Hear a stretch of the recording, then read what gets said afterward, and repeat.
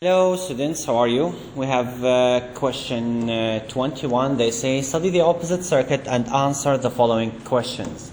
In A, they want me to calculate I2 and I3. Okay, where's the I2? I2 is here. Let me draw it. Okay, so you can see it. I3 is here. Okay, pay attention. I have I1 here. I1 I have it 0.2 ampere. Okay, so they want me to find I2 and I3.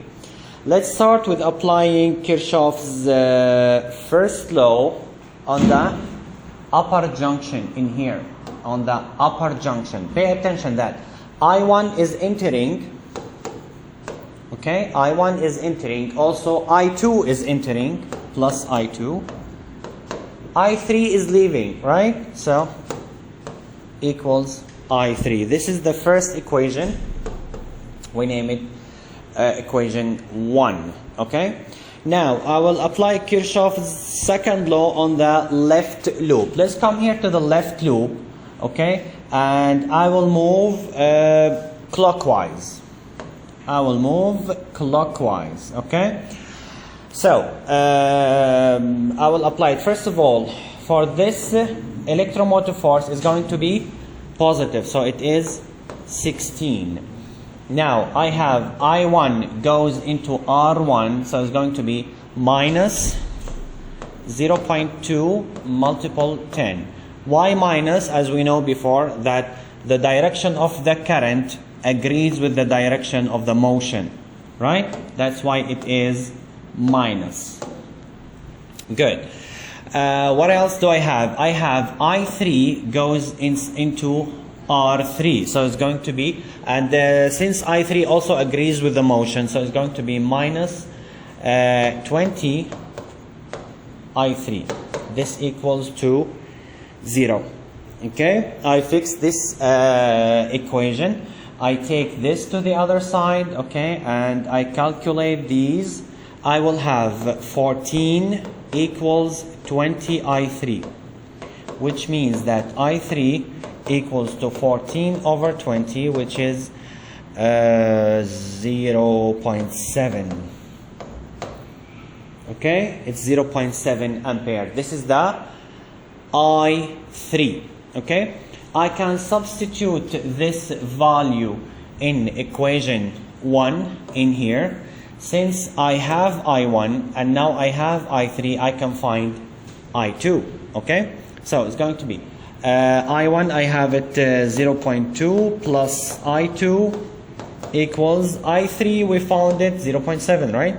So 0.7, which means that I2 equals 0.7 minus 0.2. Just I took this to the other side, right? So it's going to be 0.5 ampere. This is the current I2. Notice that both currents are positive, so no change in their direction.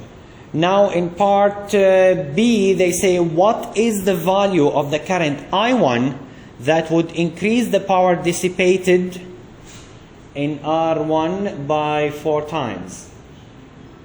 Okay, or in 4 times.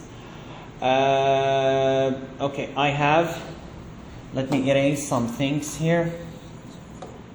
Okay, here R1. Okay, let's first find the power dissipated in this resistance before the change. I will name it P1. So it's going to be RI squared.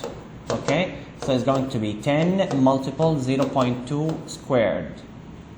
Okay, which equals 0.4 watt. Okay, they want the current that makes this power increased by 4 times, right? Let's read again. So they need, what is the value of current I1 that would increase the power dissipated by R1 4 times? So P1 bar is going to be 4 P1, which is going to be 4 multiple 0.4, which I found up there. Okay, so the new power will be 0.16, right?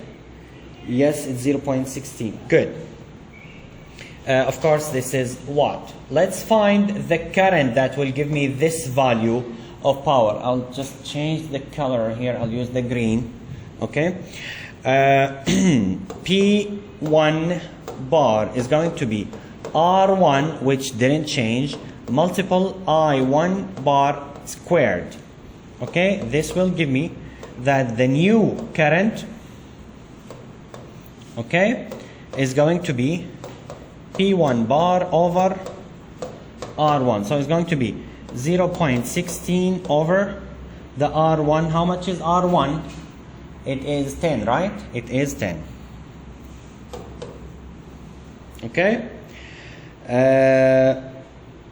P1. Okay, good.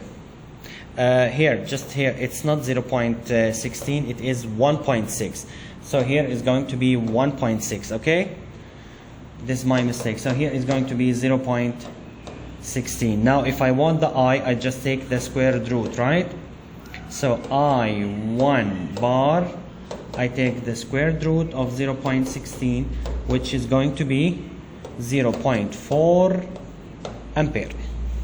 Okay, I hope it's clear. If you have any question, please leave it under the video. Have a nice day. Bye bye. See you.